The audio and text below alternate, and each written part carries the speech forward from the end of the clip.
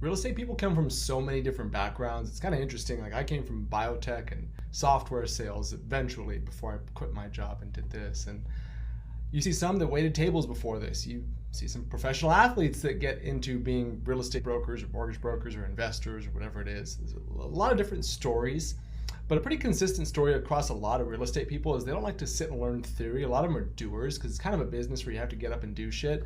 But I think you might have an advantage if you stop with me, be patient, and just learn some stuff about this rental property investment business before we jump right into process, right? Because you'll be a little bit more equipped than the rest.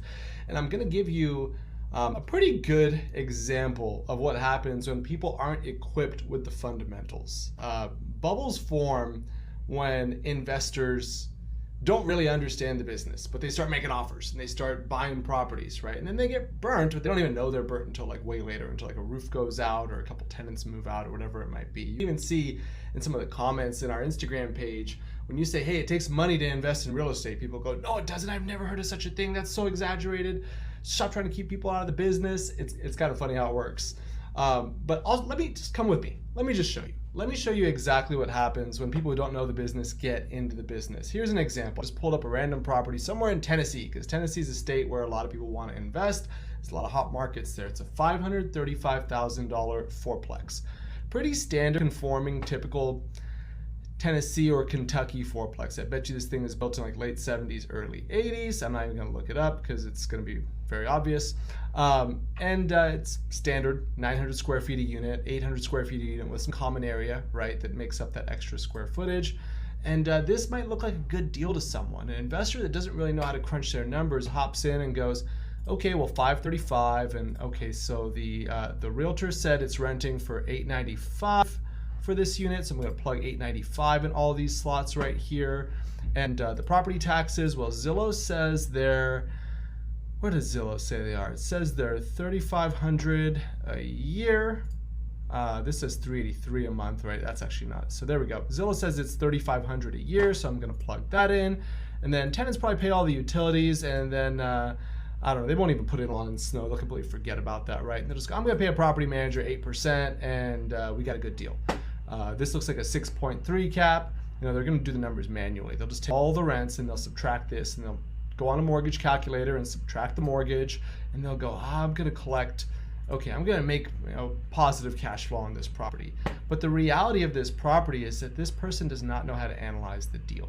So they might be willing to pay $535 for it, but someone who does know how to analyze a deal, they might feel a little bit differently because they read that realtor's description and they go, okay, most recent unit rented for $895 a month. Well, let's do a little bit of scrolling here.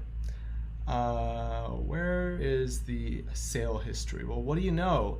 Zillow records rental listings under the sale history sometimes. In 2020, they rented a unit for $725.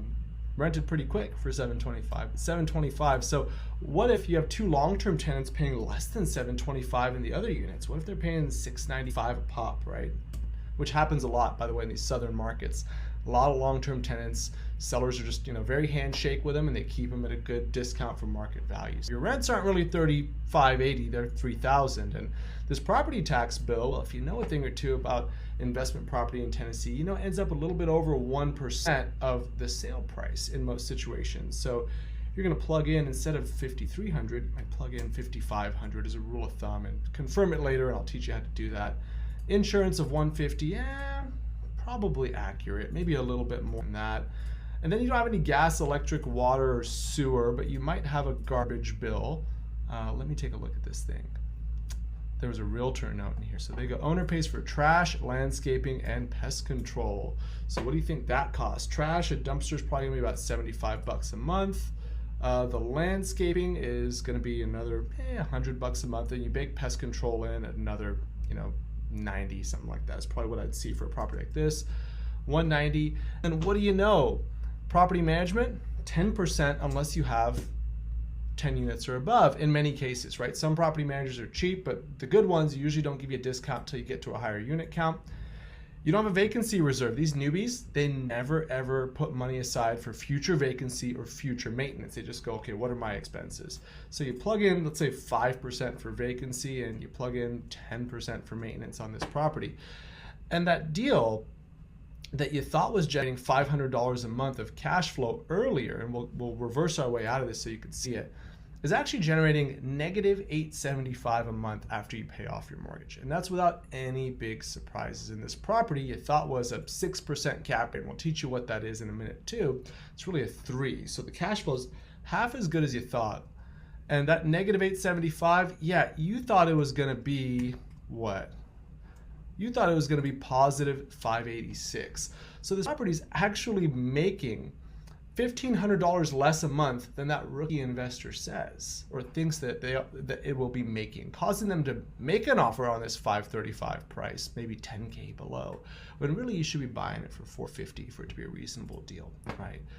In this particular market. So this is how bubbles form. It's when people don't know how to evaluate investments, especially in consumer investments like a basic fourplex, right? Any old person, doesn't have to be a professional investor to buy a fourplex like that. It could just be someone from up the street or someone from California that sold their house and has a bunch of equity in their pocket and they're just burning to spend it, or a 1031 investor, which we'll explain to you in a little bit too. Someone who has some spare money from the sale of a previous property. You don't want to be one of those people. Now it's hard being one of the smart investors who gets it, right? Because no deal looks like a good deal. So you got to get good at finding good deals, but trust me, it'll benefit you in the long run. Let's break down how rental properties work and what you should look for in them. The good first, and then a lot of ways that you make money. Then the really good, like the intangibles, the way that you can like really find major advantage in your rental property business. Some of the bad stuff, the bullshit that you're going to deal with along the way. There's plenty of that too.